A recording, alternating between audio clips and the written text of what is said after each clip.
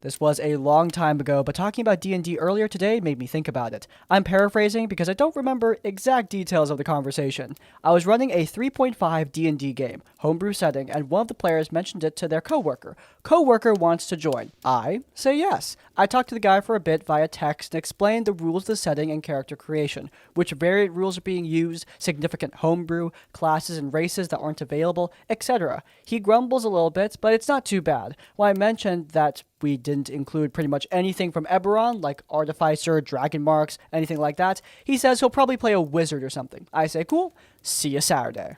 My player mentions at some point that the guy seems excited, but shady, and we figure that he made some gimmick or min-max character, nothing we can't handle, just says that it's a spellcaster. Not knowing his character wasn't that weird, I didn't give it really much thought. Then game day rolls around. Dude shows up and he's got this smug attitude. He reveals that he's playing an artificer. He explains that it's some kind of gotcha, that he came from a portal to Eberron. His face drops when I reiterate that the artificer class is not an option. He continues arguing about the portal to Eberron, the D&D multiverse, the crystal spheres from Spelljammer. He gets mad and I guess he expected me to be like, oh, you got me, and storms out. From what I heard, he got mad again when he found out that his invitation had been retracted. Okay, he storms out of the session, he explicitly doesn't follow the rules, and what, he's surprised when the DM decides to retract his invitation? How shocking! Who could have foreseen this? It's not the gimmicky, stupid lore explanation that he tried to pull, or the fact that he didn't listen, it's the fact that he was so smug and proud of himself. I think that's what makes this particularly annoying.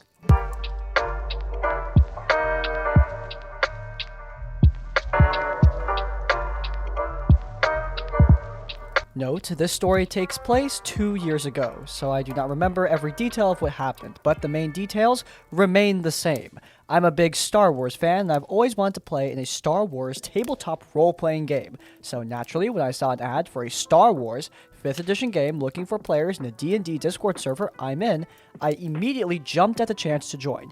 The DM accepted me along with 4 other people, and we all joined his server for the game. The DM quickly let us know that it was both his first time DMing and that he isn't an expert on Star Wars lore. Neither of these things are red flags. Some Star Wars fans can definitely be jerks about people not knowing everything and act like gatekeepers about it, and I understood he definitely was looking to avoid that experience. I told him not to worry about it, because everyone starts somewhere, and I'm not an expert on Star Wars lore either. One of the other players said he was an expert and immediately offered to help the DM with any lore questions. We determined the starting date for our first session about 2 weeks later and started building our characters. They were all pretty basic, since we didn't want to overwhelm a new DM with a bunch of detailed backstories. My character was a Twilight bounty hunter, but you'll soon see why I don't remember what characters anyone else played. The first session starts, and the DM's scrambling to get ready. You're all on a ship. I don't have a map of the ship ready. Let me find one. We chat for a bit about our favorite Star Wars characters, movies, etc. As we wait. It's taking him a while, so one of the players says, hey, I'm DMing a Traveler campaign right now. Do you want one of my ship maps? The DM accepts gratefully and loads the map into Roll20. The DM makes no attempt to set the scene other than, you're all in a ship. And none of us have any time to describe our characters or introduce them to each other, as we don't know our relationship with each other, or why we're on the ship in the first place. Instead, he jumps right into the action with an enemy ship starts firing at you, and it blasts a hole in the side of the ship. One of the characters was standing very close to where this happened, and the DM had her roll a dex save to see if she could stay on the ship. She fails, and gets pulled out into space. Another character, who I assumed was a Jedi, attempts to pull her back with some sort of force power, but also fails, and has to roll to see if he stays on the ship too. And he fails too, and the rest of us have nothing that we can do about it. The DM, realizing that he accidentally killed 2 of his player characters in the first few minutes of the game, says, never mind, I'll retcon that. The blast doesn't rip a hole inside the ship, but it does damage it enough that your ship is now crashing towards a planet. Do we know what planets are nearby, I ask him? Yeah, Tatooine, he says. Yes, he pronounces it as Tatooine, not Tatooine, and between this and having a ship map ready, I figure that the DM both knows extremely little about Star Wars, and also did not prepare anything at all for this session. You mean Tatooine, someone asks. I said I wasn't a lore expert, the DM replies, starting to get frustrated. At this point, 2 of the players just decide to leave.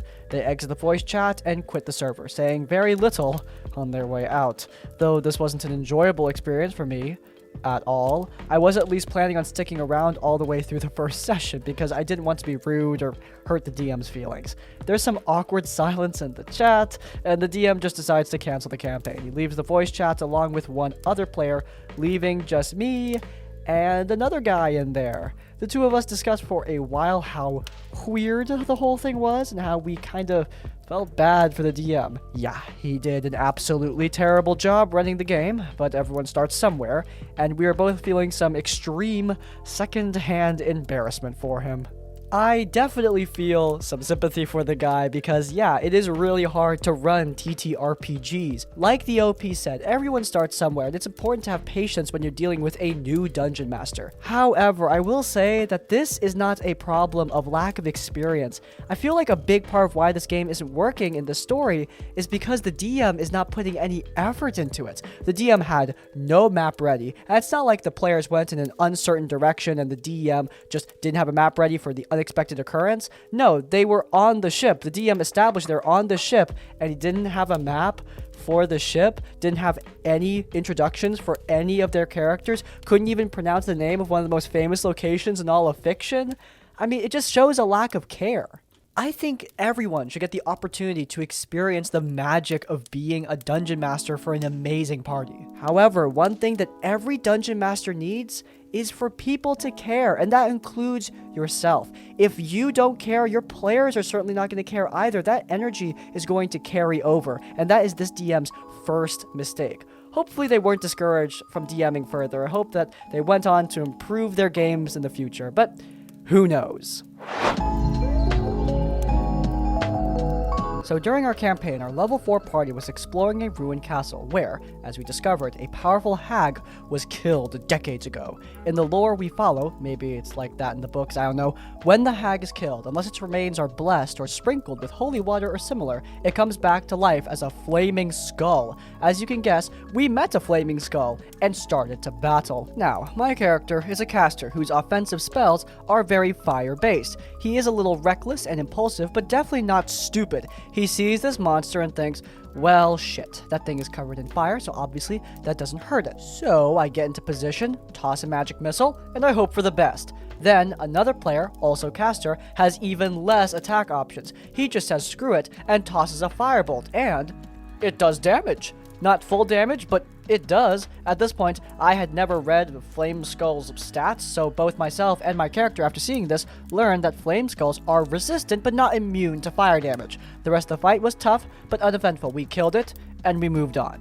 Some sessions later, we were in the woods, and after killing an actual hag ourselves, we finally reached level 5. Now, I was very excited about this. I hadn't had a chance to play much D&D until then, but I did have an interest for a while, and after all the community stories, jokes, and memes, which I'm a big fan of, about Fireball being a great spell and super fun to use, after months of playing with my first ever caster, I was really looking forward to finally being in on the joke and experiencing this beautiful, absolutely balanced spell myself. It was one of the things I was most excited for in this campaign. Well, we leveled up right after killing the hag, and because we forgot to bless it, it became a flame skull and attacked us. During the fight, on my turn, as it had already taken a beating, I thought to myself, okay, it's my chance. It might do half damage, but it might also be strong enough to kill this thing.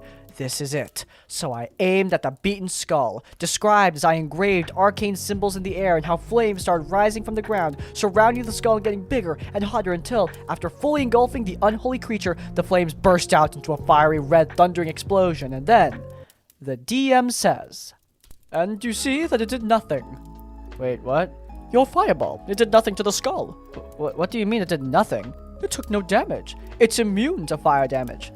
Isn't it a flame skull, just like the one from the castle? Yeah? Well, wasn't that one resistant to fire, but not immune? Yeah, but I was nerfing that one because you guys were too low level. But my character just used Fireball because he learned that it affects flame skulls. We established that. It hurts them. Oh, well, not anymore, sorry.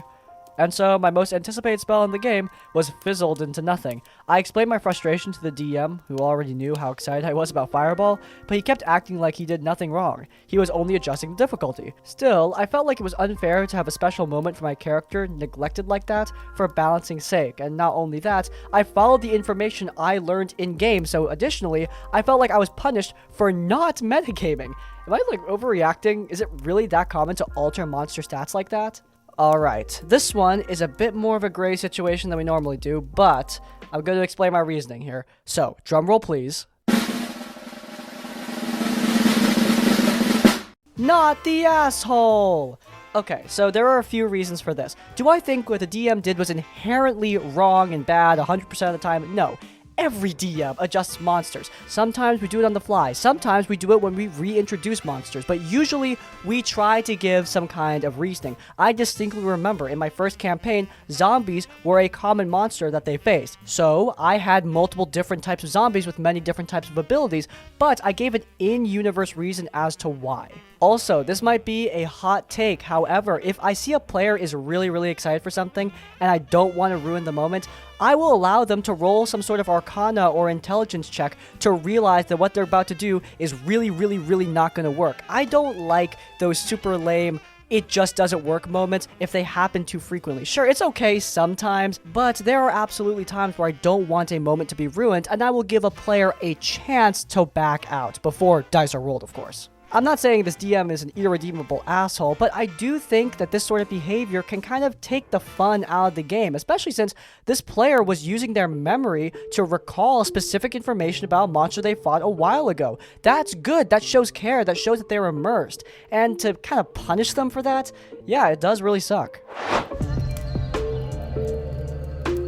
This is going to be more on the absurd side rather than the horror side, but here we go.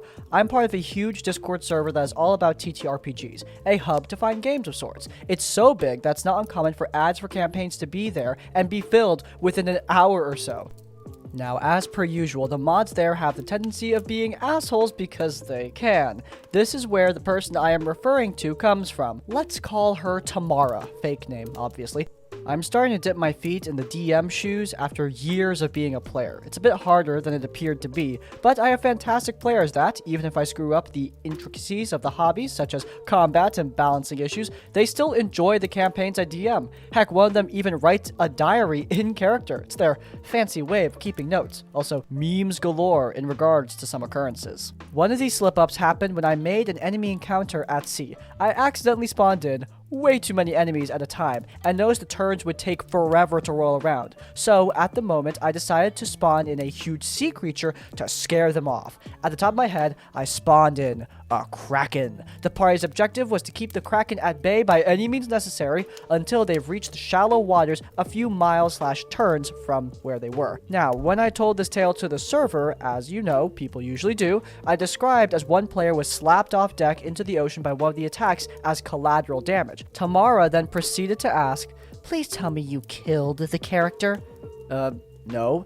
"Then you're a garbage DM." She then proceeded to list n number of reasons as to why this whole situation should have been a TPK, and that I did not do the encounter correctly because of the Kraken's divine status, and that its intelligence is higher than the whole party combined. So I shouldn't be playing it in such an irrational animal manner, etc, etc. Even when I said the setting of my campaign has different rules, and that my games are more of a casual and character-driven type, she doubled down and added later, "It's thanks to stupid DMs like you that we, not stupid DMs, get stupid players at our tables who think they can take on a Tarask or Ancient Dragon at level 1, or that can't even roll hit point gains for every level up," and a whole lot of nothings I can't bother to remember. This is where it should have been left, but the thing about one of my campaigns is that I'm doing a system based off my own Fire Emblem game. It's honestly a hot mess, but hey, my players are having fun with it, and the story so far. However, due to being a homemade system, it's open to exploits, and in this campaign, I'm dealing with a min-maxer for the first time. The player is great, but part of me fears that due to him stomping a lot of rolls, this may intimidate the players, so I went to the server to ask for the DMs there who knew how to deal with this. While I received some nice tips, like using situations where his min was key to success, or have a specific type of enemy to him, alongside systems that better accommodate my vision for the campaign, Tamara was not so helpful. Here are the highlights of her responses when I presented my problems. "You don't do a living world. No wonder you're having this sort of problem," without telling me how to do this living world. Who told you to make your own system? You deserve everything bad happening at your table. The only thing moderation there hates more than homemade systems is Ordem Paranormal? I don't know what that is. Again, it's thanks to stupid DMs like you that we have to deal with stupid players. After that, I kind of snapped and told her to shove it because I play my games to have fun, to help others have fun, and she was taking TTRPGs way too seriously. After that, the unexpected happens. She, no joke, pulled out her gaming credentials to justify why she takes it seriously, like her participating and giving 50 speeches when it comes to TTRPGs, her studying tabletop design, being a professional narrator and cartographer, etc., etc. I don't know why that's surprising.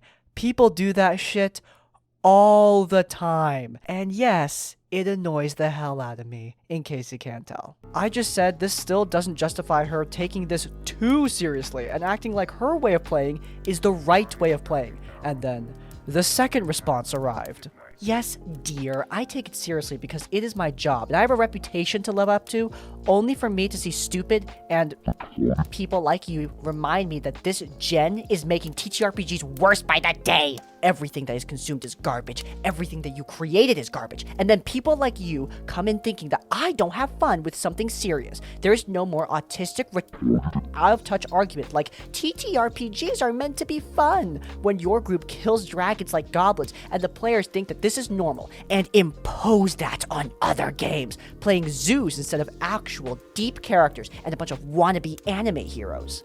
Note, I have autism. Everyone on the server, including Tamara, knows I have autism, so the use of those slurs as offenses to my argument was, yeah, that was deliberate. After this whole manifesto dump and her fuming, I decided to take a step back and leave it at that. I didn't want to risk getting a ban and not being able to play my future Fist of the North Star and other campaigns with fellow Brazilians. I'm already kind of not interacting there, mostly just posting some stuff to avoid getting banned for being a ghost member or something. I don't know how to end this tale other than that I am a firm believer of the saying I once heard. The only bad way to play D&D and other TTRPGs is when the players and the DM aren't having fun.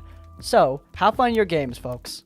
TLDR, veteran DM brings her gaming credentials as a DM and has a meltdown over me DMing in a more casual manner, and that's part of what's ruining TTRPGs. While I would definitely recommend that this person bail on the server, take their players and run in the other direction, I do sympathize with why they want to stay. With all that being said, I definitely recommend that they at least talk to their players and just bail out. Who knows, maybe the players have similar grievances and hey, they seem to be having fun, maybe they go along with them. But even if the group is unwilling to bail out with the OP, I still think they should leave. That end rant was pretty bad. It goes past elitism into just straight up dickery.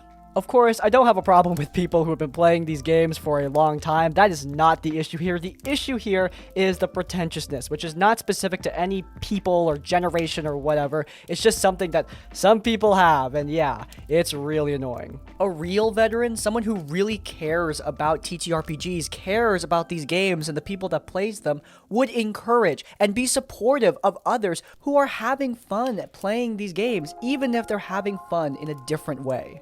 Her putting down someone else for just playing a game differently proves that she's not a veteran of playing TTRPGs. She's a veteran of being an asshole.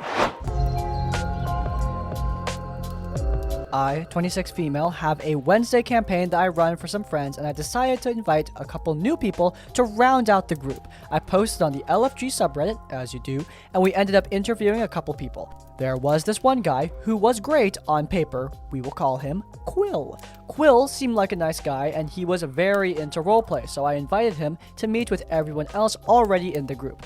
Thank God I did, because that's when things started to take a turn.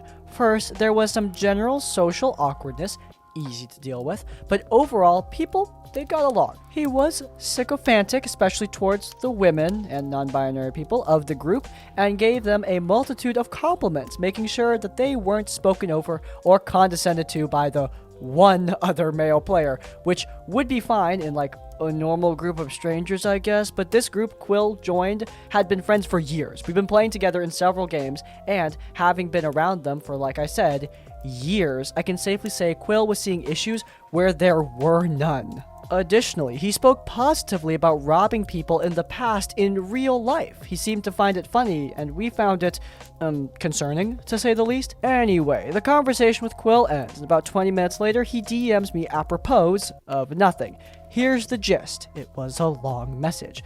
Male player is garrulous, talks over people, and seems to want to explain things, doesn't seem to understand some cues. Non-binary player is lovely, and seems to have a clear direction of the social environment she wants to create. He misgenders them, he didn't know they were he, they, so not necessarily his fault, but I think it gives some insight into his thought process. Female player definitely loves talking, but also seems to not see some cues as well. I sense they're willing to impose. This group seems emotionally stable, functioning, and very patient with each other and me. I will let you know, I have a timer for male player, and since he talks over people, I feel like it's alright to talk over them. At this point, I can't really ask, but I wonder if there's some kind of neurodivergence. Now, I'm just going to assume the best, that male player is a hyper self-aware neurodivergent. Non-binary player is a brilliant breath of fresh air. She seems to be very strong, both socially and emotionally. Female player, she has some talk just to talk behavior. She throws things out, and I see evidence of unreturned attention. I see myself navigating around male players' ramblings, which is a light cost to patience and will probably be enabling non-binary player and occasionally female player. I see myself pushing around to get male player to speak narratively about himself rather than abstractly or instructively, which can seem condescending. Is there a role in this group that would be helpful for you? This message was pretty strange to me. I never expressed any interest in hearing what he thought about the group or if he had any misgivings. We had literally finished speaking 20 minutes before this message, so I asked for some clarification on if he thought there would be any issues in the future. Yeah, I just want to be upfront. I don't foresee any issues with what I would do. I think in large that's sort of the strategy that everyone's already adopted, which is being patient with rambling. If male player feels othered by me talking over him, even though he talks over others, that's my only worry. But male player doesn't seem like someone with aggressive tendencies. It doesn't feel good to be condescended to or talked over by others. This made me pretty uncomfortable. It sounded like the campaign was starting off with intra-player issues, and we hadn't even had a session 0 yet.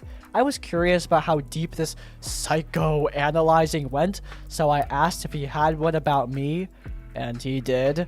Here it is. You were and are lovely, brave, and confident. You seem to have experience with the table and all the social aspects that follow, and inspire confidence in me that you're capable of saying no. You like your friends, although sometimes it feels like you either can bite off more than you can chew, or your confidence varies. Yesterday's DM is not tomorrow's DM. You value a poker face, not revealing your cards. That's my cold call. After speaking with my friends about the messages, I ended up kicking Quill from the game. I sent him this final message. To be honest, I've spent the day thinking about your psychological profile on the party, and I have to say this message was extremely presumptuous and rude. Putting aside that they're some of my closest friends, even doing this in a group of complete strangers would be grounds enough to be immediately kicked. I'm not sure if you make this sort of thing a habit, but I would recommend thinking twice if you do. If you've been kicked without warning before in games where you've done this, that's probably why. Not only is it immediately stressful for the DM, but puts a lot of pall on the entire game going forward because they're always on the lookout for potential intra-party issues. Everyone has their quirks. That's something you need to understand when joining games with strangers. Some people talk a lot. Some people like to explain things. Some people are quiet. That's just how it is. People aren't always going to get along, and that's completely fine. Not everyone will like each other, but cataloging how well you get along with someone after a single interaction is setting your relationships up for failure. TLDR, don't join a TTRPG group, psychologically profile the players, and send that profile to the dungeon master. Edit, he did apologize, so silver linings to the whole situation. I always dread potentially hurting someone's feelings, but in this instance, I felt like I needed to say something regardless. Glad that there was at least some good that came out of it. I've said in the past that I don't like instantly kicking people from games, but if this is your very first impression before the session 0 has even happened, holy shit, I'm gonna have a hard time feeling bad for you if you have a hard time finding games. This is not necessarily creepy, but it is weird. It is really weird. It borders on creepy. No matter what word you use, it doesn't matter. This is bad and not something you should be doing. You cannot know everything about a person from one interaction with them, and letting out all of these judgments, releasing them, it comes off as very pretentious, very higher than thou. This entire thing oozes I took Psych 101 this one time energy, and I do not love it, especially since I unfortunately have met this kind of person in real life more than once. Point is that this is just not a great way to introduce yourself. D&D may be a nerdy board game, but at the end of the day, it does have social aspects to it. You are playing with other people, and you need to be good with socializing. And doing this, not a great way to socialize, as the DM so eloquently said in her response. Alright, and that is all we have for today on RPG Horror Stories. If you guys enjoyed it, then please do leave a like. If you want to see more of my content, then you can check out Shadow over Carconos, my actual play D&D podcast. While you're there in the cards, subscribe to Crispy's Tavern to get more of our content right as it comes out. And finally, if you want to leave your own stories or thoughts, go down into the comments down below. If you can't think of a comment, leave the comment overanalyze to let me know you made it to the end of the video. Listen, like, comment, subscribe. I will see you all next time. Farewell.